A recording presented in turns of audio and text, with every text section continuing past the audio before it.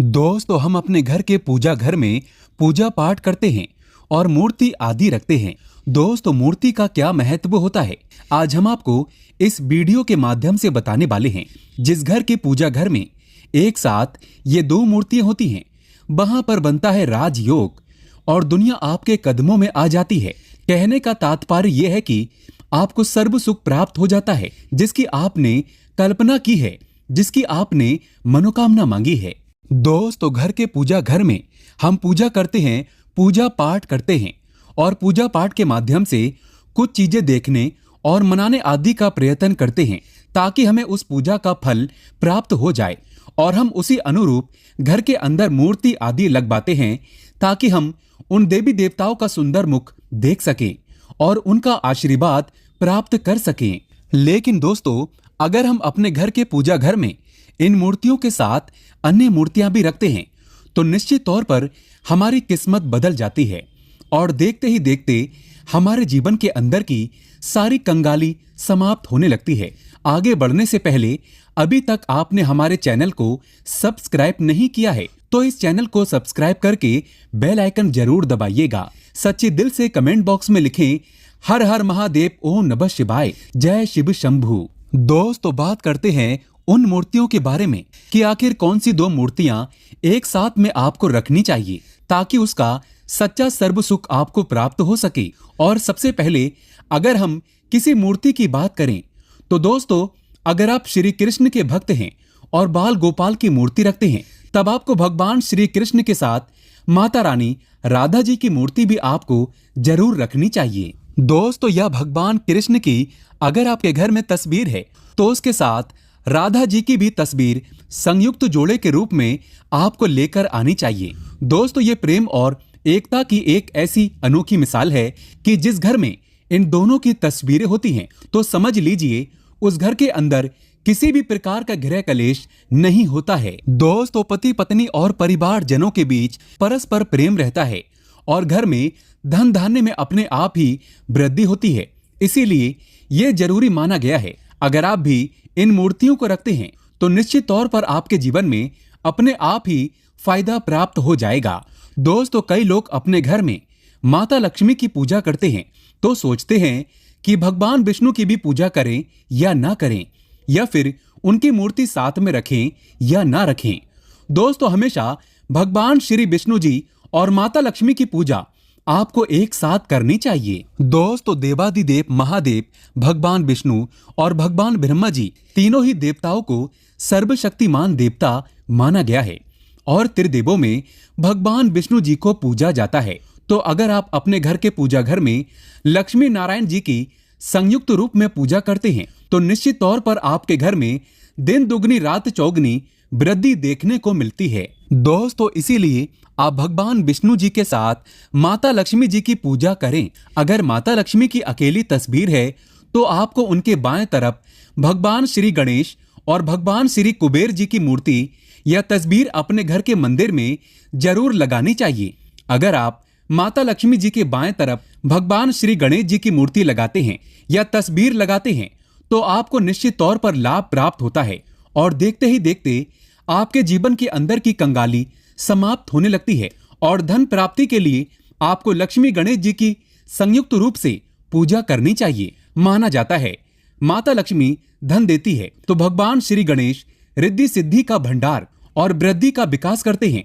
इसी वजह से इनकी पूजा बहुत जरूरी मानी गई है। दोस्तों, कई लोग पूछते हैं कि अपने घर में हनुमान जी की तस्वीर या मूर्ति रखें या ना रखें, या उनकी पूजा करें या ना करें। दोस्तों, आपको निश्चित तौर पर हनुमान जी के अन्य देवी देवताओं के साथ में भी आप मूर्ति या तस्वीर रख सकते हैं। किसी प्रकार की कोई दो राय नहीं है कि आपके ऊपर हनुमान जी क्रोधित होंगे या नहीं होंगे। दोस्तों, इसके अलावा आप प्रभु श्री राम की तस्वीर भी अपने घर के पूजा घर में रखते हैं, तो आप हनुमान जी की तस्वीर रखें या ना रखें, हनुमान जी के निमित्त किसी भी प्रकार की पूजा या पाठ करना हो, तो आप प्रभु श्री राम से कहें। दोस्तों, भगवान श्री राम के प्रिय भक्त हनुमान जी हैं और निश्चित तौर पर आपको उतना ही आशीर्वाद प्राप्त होता है जितना कि आपको हनुमान जी की मूर्ति या तस्वीर का पूजन करने से होता है। या फिर आप क्या करें, श्री राम दरबार की तस्वीर अपने घर में लेकर आएं और श्री राम दरबार की तस्वीर का पूजन करें या उनकी मूर्ति या उनके किसी प्रकार की कोई चीज आपके पास है तो आप उनका पूजन करें। इसमें सारे देवी देवताओं का आपको आशीर्वाद प्राप्त हो जाता है। हनुमान जी से लेकर माता सीता, भगवान श्री राम और अन्य देवी देवताओं का भी आशीर्वाद आपको प्राप्त हो जाता है। तो निश्चित तौर पर अपने घर के पूजा घर में एक साथ आप ये तस्वीर रख सकते हैं। आपके जीवन में राजयोग की प्राप्ति हो जाती है। दोस्तों इसी तरह अगर आप अपने घर के पूजा घर में या किसी अन्य स्थान पर अगर कोई तस्वीर रखना चाहते हैं और उसे लगाकर अपने घर में लाभ प्राप्त करना चाहते हैं तो अपने घर में या पूजा घर में आपको निश्चित तौर पर त्रिदेवों की तस्वीरें या मूर्ति एक ही स्थान पर लाकर जरूर रखनी चाहिए। ब्रह्मा, विष्णु और महेश, इन तीनों की संयुक्त रूप से इनकी एक साथ तस्वीर अपने घर के मंदिर में या अपने घर में कहीं भी लाकर रख देनी चाहिए।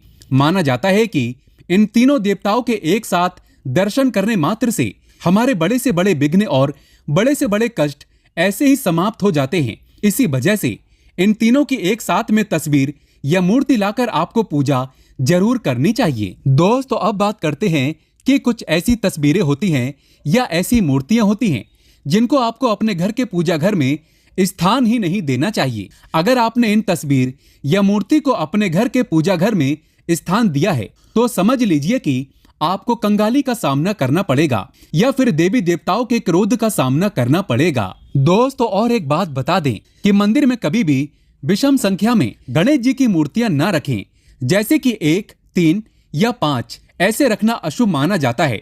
2 मूर्तियों को एक साथ रखना शुभ माना गया है। अगर आप सिर्फ गणेश जी की मूर्ति रखते हैं तो इसके अलावा किसी भी प्रकार की मूर्ति आपको नहीं रखनी चाहिए। दोस्तों इन्हें स्थापित करते वक्त ध्यान दें कि गणेश जी का चेहरा हमेशा घर के मुख्य दरवाजे की तरफ होना चाहिए ताकि आपको अच्छे और सच्चे धन लाभ की प्राप्ति हो।